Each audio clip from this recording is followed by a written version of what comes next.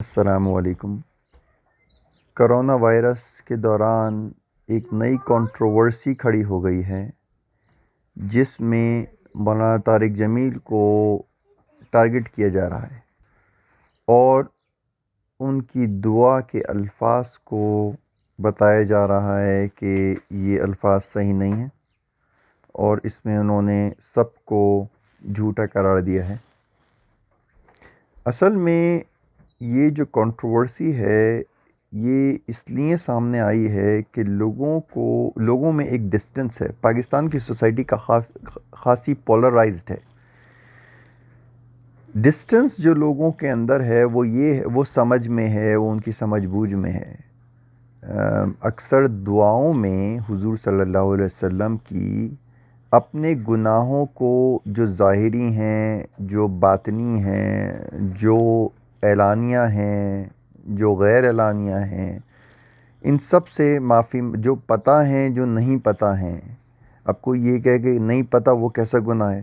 بہت سارے لوگ حسد کا اور کینے کا اور بغض کا اور دکھاوے کا شکار ہیں، مگر ان کو یہ نہیں معلوم کہ یہ ساری چیزیں اندرونی بیماریاں کیا ہیں، کیونکہ ان کا اس لیول پہ جو ہے دینی علماء سے اور دینی نالج ان کے پاس نہیں ہے۔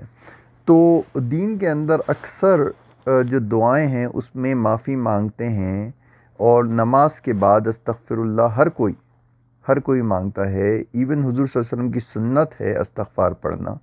تو اپنے گناہوں پہ معافی مانگنا اس کا مطلب یہ نہیں ہے کہ کوئی گناہ گار ہے۔ اگر کوئی یہ کہتا ہے کہ بھائی میں تو جھوٹا ہوں، میں سچا نہیں ہوں، تو یہ ہیوملٹی ہے۔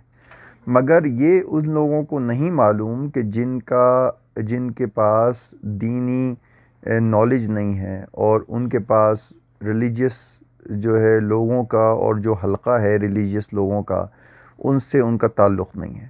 تو حامد میر صاحب نے برا مانا، اس کی وجہ یہی تھی کہ وہ جو کانٹیکس جس میں مولانا طارق جمیل نے یہ بات کہی تھی، وہ اس کانٹیکس کو نہیں سمجھ پائے۔ تو جس کو کہا جائے کہ حامد میر صاحب کی پور انڈرسٹینڈنگ ہے ریلیجیس کانسیپٹس کی اور اس کانٹیکسٹ کی کہ جس میں مولانا طارق جمیل نے وہ دعا کی تھی۔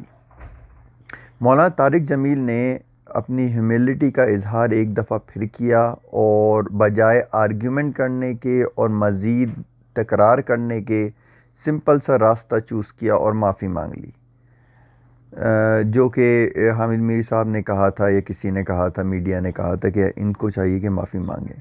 پاکستانی سوسائٹی اس وقت خاصی پولرائزڈ ہے۔ بہت سارے وجوہات ہیں جس کی وجہ سے لوگ ایک دوسرے سے کینہ اور دشمنی رکھتے ہیں۔ فرقہ واریت ان میں سے ایک ہے۔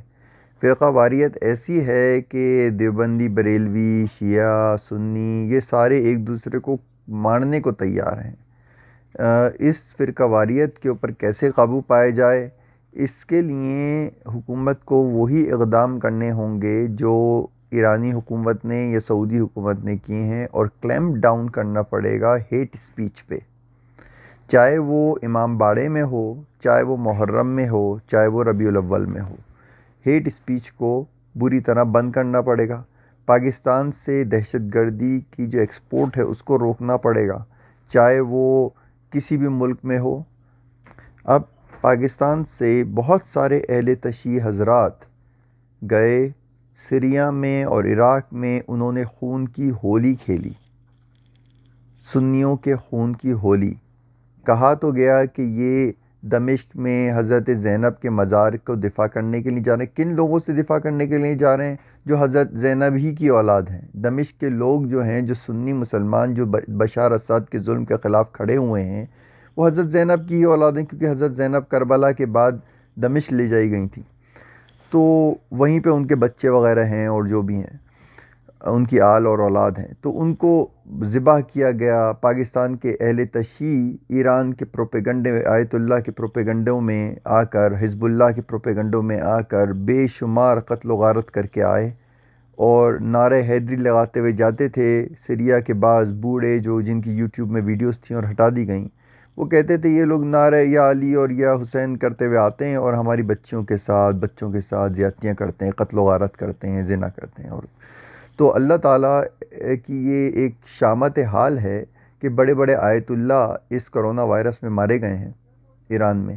تو بہرحال پاکستان کو اس طرح کی جو ایکسٹریمزم ہے، چاہے وہ شیعوں کی ہو، سنیوں کسی کی بھی ہو، اس کو بند کرنا چاہیے اور اس کے لیے فورس استعمال کرنی چاہیے.